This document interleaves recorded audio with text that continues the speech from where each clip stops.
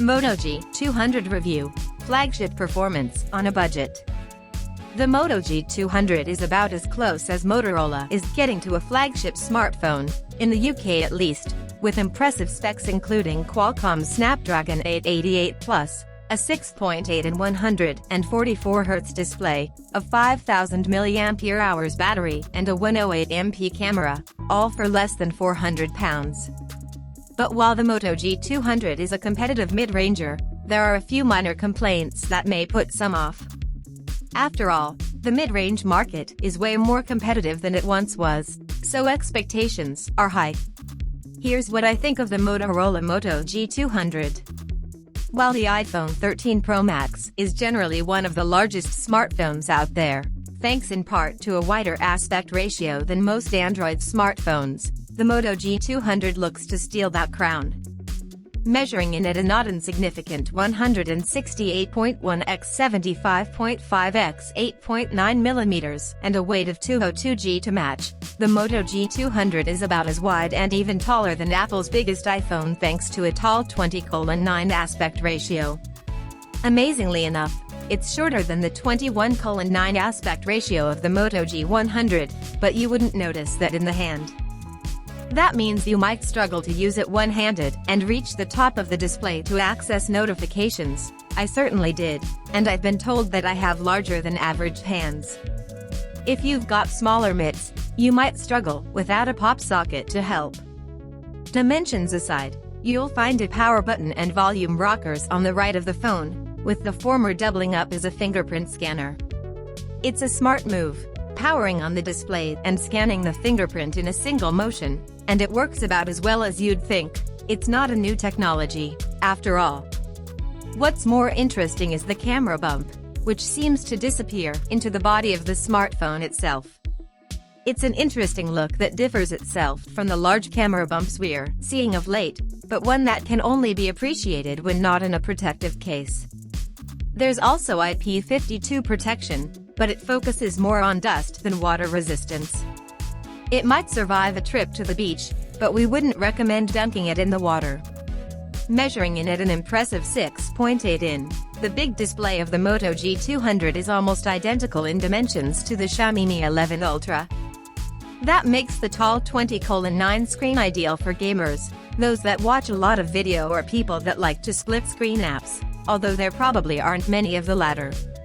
Of course, it can't quite compete with Xiaomi's top-end Mi 11 Ultra in the resolution department, capping out at 1080 x 2460, otherwise known as FHD+, but it'll suffice for the majority of users.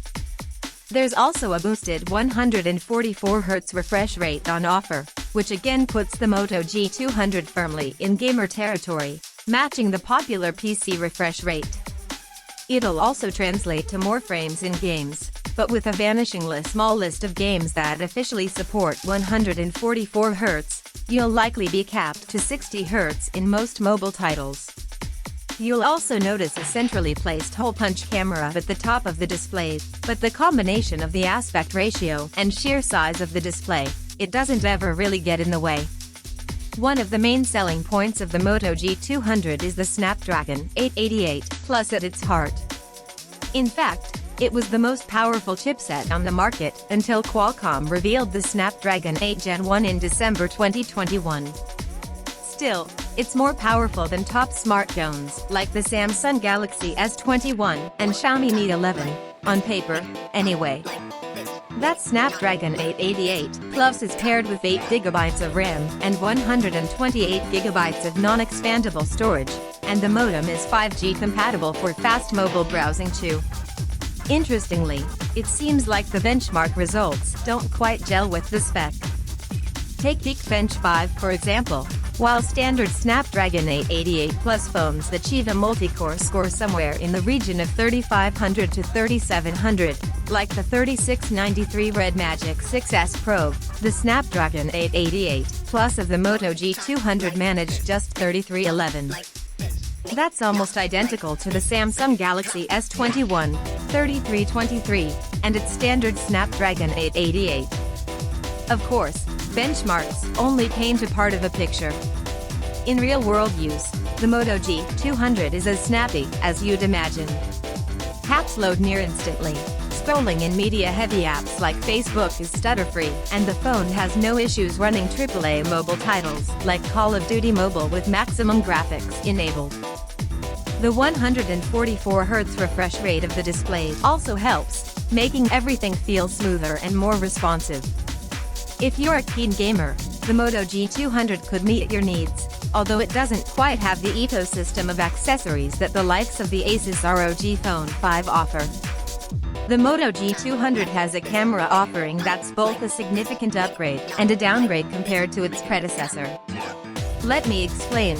The Moto G200 has a 108 np/1.9 main snapper, and that's a big step up from the 64 MP equivalent on the G100, and it has the same 2 MP/2.4 depth sensor and 16 MP/2.2 front-facing selfie camera as its predecessor. However, when it comes to the ultra-wide lens, the Moto G200 offers an 8 MP/2.2 sensor, while last year's model boasted a 16 MP ultra-wide, and that has a knock-on effect on overall performance. Photos taken with the main rear-facing camera are unsurprisingly sharp and bright in most environments, thanks to the combination of a wider aperture and higher resolution. Performance does depend on which shooting mode you opt for though. Motorola has included 9-in-1 pixel binning tech that combines pixels to capture light in a scene, resulting in a smaller resolution image with more light and detail than the original. It also means an improvement to nighttime photography, with marginally less grain than previous Moto phones, but it's still not the best available for low light performance. The ultra-wide camera, despite the drop in resolution, still has the capability to take fairly detailed images, although they can appear a little soft once you zoom in. There also seems to be notable distortion along the edges of the lens not present in other ultra-wide lenses in 2022. It'll suffice for larger group shots in well-lit areas, but it's not a camera I found myself using often during testing. The front-facing camera is more than capable of capturing a decent selfie for Instagram or Snapchat, but without a secondary camera or depth sensor, the portrait mode is very hit and miss with poor edge detection. This isn't such a problem on the rear camera, however.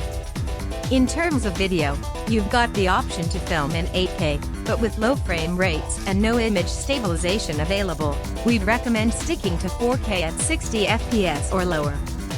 4K performance is much better, with improved stabilization and smoother frame rates, and you can drop it to 1080p for faster frame rates ideal for slow MO capture. The Moto G200, like many in the Motorola portfolio, sports a large 5000 mAh battery with the aim of keeping the phone going for longer periods. Of course, it doesn't always work that way, with factors like display size, resolution, refresh rate, and even processor efficiency having a knock-on effect on battery life. Still, when it comes to the Moto G200, battery life is respectable. It comfortably lasted all day during testing with standard use, texting, scrolling, watching the occasional video, but it wouldn't quite squeeze into the second day, so charging every night is still recommended for all but casual users. When it does come to topping up, the 33W fast charging should get you untethered fairly quickly, although it's far from the super fast 65W charging on offer from the likes of the OnePlus 9 Pro. It's also worth noting that you'll get the 33W charging brick in the box, so you won't need to fork out for a more powerful charger as you do with the likes of the iPhone 13 and Galaxy S21. The Moto G200 comes running something close to stock Android 11, lacking the custom design and functionality that many of its competitors use, but in our eyes, that's great. It allows you to use the software as Google envisioned it, with only a few notable Motorola tweaks on offer. Moto Actions are designed to make accessing certain features and functionality, like the torch, much easier by integrating gesture-based controls. This allows you to perform functions like karate chops to turn on the torch, or twisting the phone to bring up the camera app. There's also Moto Styles, an app that lets you tweak the system-wide theme, and ready for the company's answer to an Android-powered desktop experience. Aside from that, You'll get the stock Android 11 experience, and you can expect the upgrade to Android 12 too.